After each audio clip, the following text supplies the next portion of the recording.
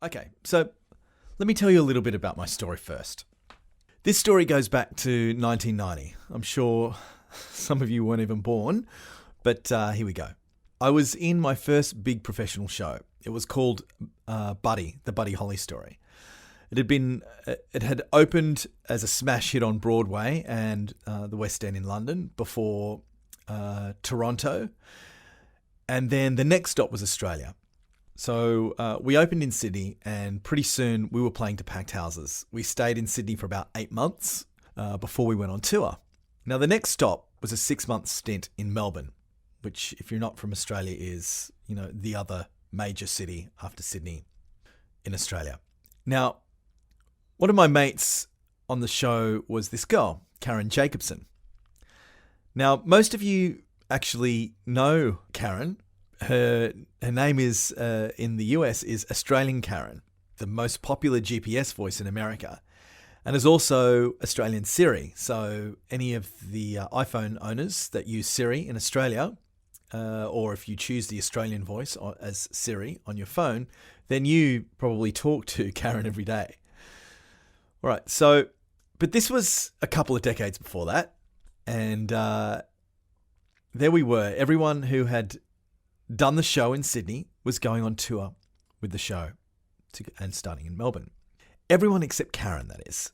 Karen told me that she wasn't going to go on tour because she wanted to protect her voiceover career. Now, that was the first time I'd even heard anyone say the words voiceover career. And considering we were 19 years old and about to go on tour with a rock and roll musical, I was suitably impressed that there might be something out there that would be considered as more valuable than that. So, cut to a couple of productions later, and I was doing this great show out of New York with the New York director. The play was called Tony and Tina's Wedding, another very fun experience. I'm sure a lot of you know the play. And that's where I met my buddy Rick. Now, during rehearsal, Rick would get paged.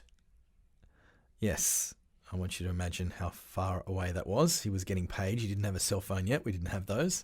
He'd get paged. He'd leave for about an hour and then he'd return. Now, it turned out that Rick had cut a deal with the producers that because he was playing the wedding singer and was only in a certain section of the play, if we weren't rehearsing that section, that he could literally just duck out and do a quick voiceover and then come back.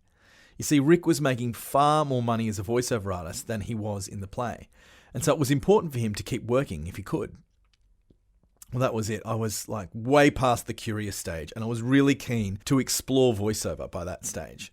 Now, my generous buddy Rick was good enough to help me put together my first demo, and luckily I had some good natural instincts in VOs, and I started to look for work with my first demo. Now, I shopped around for an agent. I got rejected by my current agent. I think this is a very valid point for those who have been guilty of being stopped by the first obstacle. But I kept shopping around and I found a small agency. And with that agency, I started to get my first voiceover jobs.